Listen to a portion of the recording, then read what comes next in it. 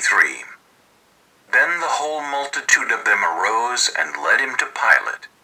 And they began to accuse him, saying, We found this fellow perverting the nation, and forbidding to pay taxes to Caesar, saying that he himself is Christ, a king. Then Pilate asked him, saying, Are you the king of the Jews? He answered him and said, It is as you say. So Pilate said to the chief priests and the crowd, I find no fault in this man. But they were the more fierce, saying, He stirs up the people, teaching throughout all Judea, beginning from Galilee to this place. When Pilate heard of Galilee, he asked if the man were a Galilean. And as soon as he knew that he belonged to Herod's jurisdiction, he sent him to Herod, who was also in Jerusalem at that time. Now when Herod saw Jesus, he was exceedingly glad, for he had desired for a long time to see him, because he had heard many things about him, and he hoped to see some miracle done by him. Then he questioned him with many words, but he answered him nothing. And the chief priests and scribes stood and vehemently accused him.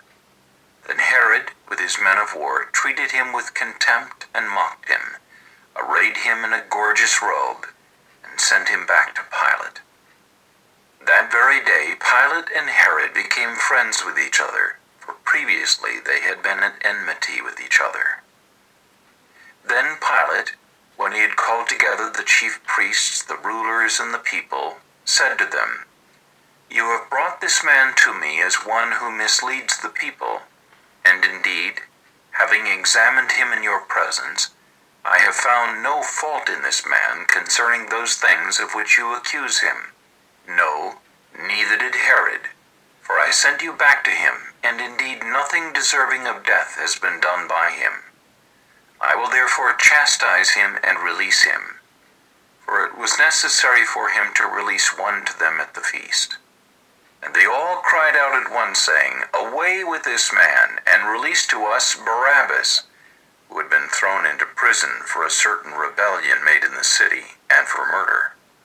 Pilate therefore, wishing to release Jesus, again called out to them. But they shouted, saying, Crucify him! Crucify him! Then he said to them the third time, Why? What evil has he done? I have found no reason for death in him. I will therefore chastise him and let him go. But they were insistent, demanding with loud voices that he be crucified. And the voices of these men and of the chief priests prevailed. So Pilate gave sentence that it should be as they requested. And he released to them the one they requested, who for rebellion and murder had been thrown into prison. But he delivered Jesus to their will. Now as they led him away, they laid hold of a certain man, Simon, a Cyrenian, who was coming from the country, and on him they laid the cross that he might bear it after Jesus. And a great multitude of the people followed him, and women who also mourned and lamented him. But Jesus, turning to them, said, Daughters of Jerusalem, do not weep for me, but weep for yourselves and for your children. For indeed the days are coming in which they will say, Blessed are the barren wombs that never bore, and breasts which never nursed. Then they will begin to say to the mountains, Fall on us, and to the hills cover us. For if they do these things in the green wood, what will be done in the dry? There were also two others, criminals, led with him to be put to death.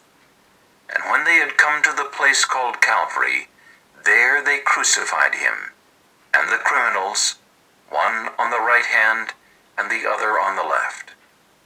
Then Jesus said, Father, forgive them, for they do not know what they do.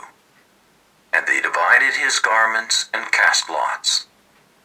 And the people stood looking on, but even the rulers with them sneered, saying, He saved others, let him save himself if he is the Christ, the chosen of God. The soldiers also mocked him, coming and offering him sour wine, and saying, "If you are the King of the Jews, save yourself."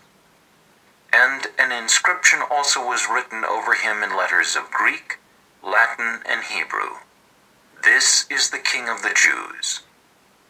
Then one of the criminals who were hanged blasphemed him, saying, "If you are the Christ, save yourself and us."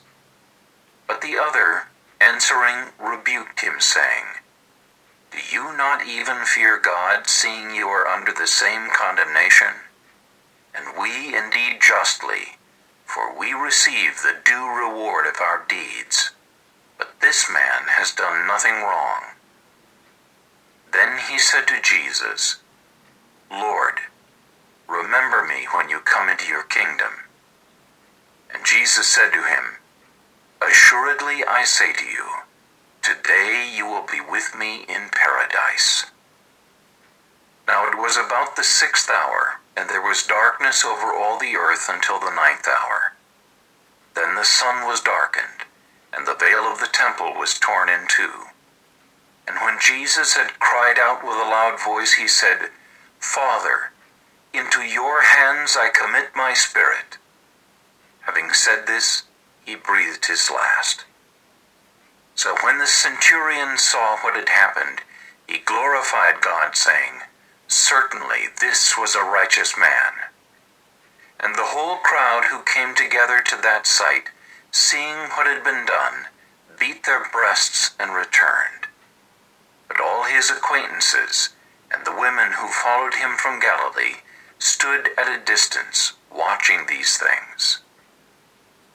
Now behold, there was a man named Joseph, a council member, a good and just man. He had not consented to their decision and deed.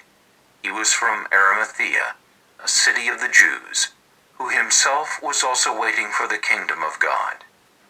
This man went to Pilate and asked for the body of Jesus.